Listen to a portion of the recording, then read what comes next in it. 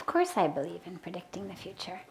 The reason is, when we think about it, we tend to usually think about the future as this extraordinary mystery. We'll go to psychics and clairvoyants and astrologers, tell me my future, as though it were something separate from me today, some totally other being. And if I want to know anything about it, I've got to go through one of these different mediums. But we're creating our future. Every minute. We are writing our future. So if you want to know what your future is going to look what your life is like today. Now sure, there are pieces of it that have already been written, that we can't see. But that's only one piece of it. The majority of my future is being written by me. And so, as I watch my today, I come to see my future. There was a beautiful sign I saw in America many years ago that said, "Watch your thoughts and you will see the future." Watch your thoughts and you will see the future. Because as we think, so we act. As we act, so we create. Now, this is true in both immediate terms as well as in long term. If I say to you, I'm going to take mud and I'm going to stick it in the engine of my car, and then I'm going to get in the car and turn it on. Okay? So for the next 10 minutes, I'm going to take a bunch of mud. I'm going to fill the gas tank of my car up with mud. Then I'm going to turn on that engine. And I say, okay, who can tell me where I will be 5 minutes from now? Any guesses? Same place, right? Again, not a trick question. A car can't go with mud in the engine. So simply knowing that today, right now, I'm planning to stuff my car engine full of mud makes you able to tell my future. You will be sitting right here in this driveway, unable to move. Or you will be walking. Or you will be taking the bus. But you've got a very clear idea of what my future will look like based on what I'm doing right now. Take a little more seriously. If I say to you, every night I go out, I get drunk, I use drugs, every morning I wake up with my face in a gutter and a needle in my arm. What is my future 1 year from now? Ideas? Gone, right? Dead? Finished? Maybe with God's grace in rehab. That's when we have some intervention. But our future is not really such a mystery. I just gave you 3 examples, and you were very well able to give me the future based on the present. In the same way, if you ever been outside, you're in a restaurant, you're on the sidewalk, and you see a couple, and they're screaming at each other, or one of them is really obnoxious to the other, and you have a thought of, these people aren't going to last very long. We know. You can listen to the way 2 people are talking to each other, and you get a pretty good sense that chances are, a year from now, unless there's some serious intervention, these people will not be only a very small percentage of the future is a mystery. The rest of it, we are creating. And so in terms of predicting the future, sure, of course we can. Very few of us take sharp trajectories off of the path that we're on. That's why when I say to you, every night I drink, I use drugs, I wake up every morning with my head in the sewer, most of you tell me a year from now I'm going to be dead, finished. There might be grace. There might be an intervention. I might be in rehab. But chances are, most people stay on a trajectory they're on. Chances are, if you've got a couple, they're fighting with each other all the time, being really mean to each other and hurtful to each other. Chances are, unless either or both of them is prepared to really let go of their ego enough to really make a choice to choose love over being right, chances are these people are going to be separated. And so the best predictor of our future is where we are right now. Which is why it's so important, why I love that sign. Watch your thoughts, yeah. Because it's not just about these little things. How I think of the world,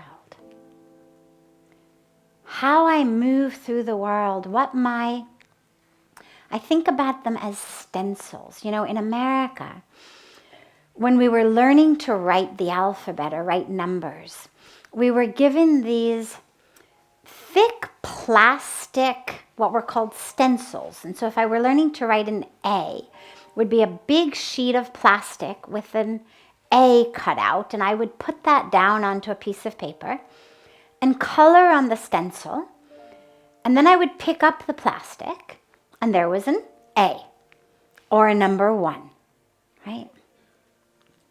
I think they had these in India as well. I think I've asked this question before, and they have them in India. Now, you could take that A stencil, and you could put it on a piece of paper, and you could color with any crayon, any marker, any pencil.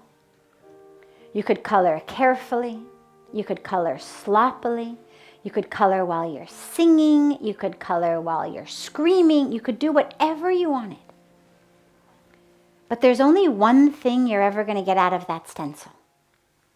An A. Doesn't matter what color you use. Nothing matters. You're always going to get an A. And a lot of us move through the world with these sorts of stencils in our lives. So instead of an A, my stencil may be, the world is against me. Now, no matter what happens, who I meet, what they say, what do I get at the end of every day? The world is against me. Everything that happens gets colored into my stencil as the world is against me. Maybe my stencil is, I always get the short end of the stick. Nothing works out for me. No matter what happens in my life, that's what I go to sleep with. Nothing works out for me.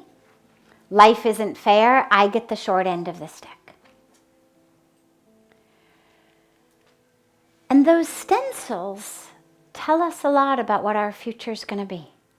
And they tend, interestingly, not to change that much during our lives unless we do some very deep work, deep psychological work, deep spiritual work.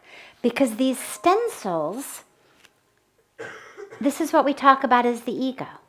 And the problem is that a lot of us have them glued with crazy glue onto our faces and our eyes. So that when someone says to us, "Hare, for God's sakes, this is just how you are seeing the world. Let it go. You're creating your own misery." We can't let it go because it is glued to our face, and in order to get it off, requires that annihilation of the ego that we talk about. It literally feels like you are peeling me off with it. But we have to be prepared for that in order to really make a change in our life. So if you want to see your future, ask yourself, what's the lens through which I see the world today? What's my stencil? How do I expect my life to go? How do I expect the world to treat me? Do I feel entitled to everything and I'm just sort of waiting for the world to give me things that they don't understand they're supposed to give me, for God's sakes? Or do I realize I'm creating my own destiny? And I get up every day and I lay bricks. I lay bricks in the temple of the world I want to live in. Am I expecting to get love from people? Connection from people? Or am I expecting to get resistance and fighting and jealousy and competition? Because that's how I see the world. If you understand that about yourself, you can do a pretty good job predicting your own future. What are my priorities? What is it that's important to me? What do I choose? When given a choice, what option do I take? When you know that, you know what your future looks like. So take care of your today. Take care of your thoughts today. They literally are creating your future. You don't need to pay somebody to tell you what it is. Just go inside, watch your thoughts, and you'll know where you're going. And then when you want to change them, we've got all these beautiful tools in our hands to help us change them. But I have to first know what they are. What am I creating? If you're surrounded by troubles from everybody around you, what are you creating? Now, by the way, here's what's important. It doesn't mean that it's bad. A lot of this stuff is actually burning through karma. The goal of human birth is not, by the way, to be the most popular person on the block, the richest one in the city, the most powerful. Because when a lot of us look at it, we think, oh my God, okay, so I must have created this situation where I'm the window washer instead of the CEO. I must have created this situation where I feel very alone. I must have created this situation where everybody seems to have more money and things than I do. It's my fault. Therefore, I need to change that. Well, not necessarily. Yes, you've created it, but that doesn't mean it needs to change.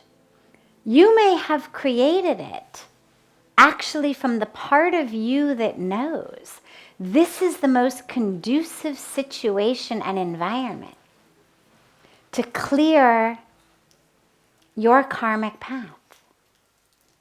Not all of us are meant to take our next steps in life, our next steps closer to God, in wealth, in popularity, in the position of CEO or president. A lot of us are meant to take our next steps closer to God, closer to our own awakening, alone, in strife, in challenge. This is why I always say, none of this is a punishment. Whether it's poverty, whether it's failure, whether it's bad health, whatever it may be. This is not God's punishment. This is a decision on a very deep level that this is going to be the environment where I'm going to take my next steps closer to God, closer to my own awakening. And so that's actually a brave decision. As long as your own mind is not miserable based on it. Because then you're achieving nothing. Then you've created a situation that's supposed to be a situation for you to take this next step closer to your own awakening, opening. But your own mind won't let you take that step. Your own mind is there saying, this isn't fair, I hate this, when is this going to end? You should treat me better, you should be nicer, the world should be nicer, the traffic should go away. Whatever it may be. And then you end up in a situation where neither are you growing and expanding or opening, nor are you the CEO. So you've lost both ways.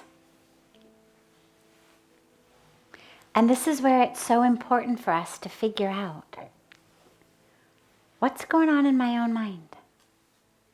And what am I creating for myself and why?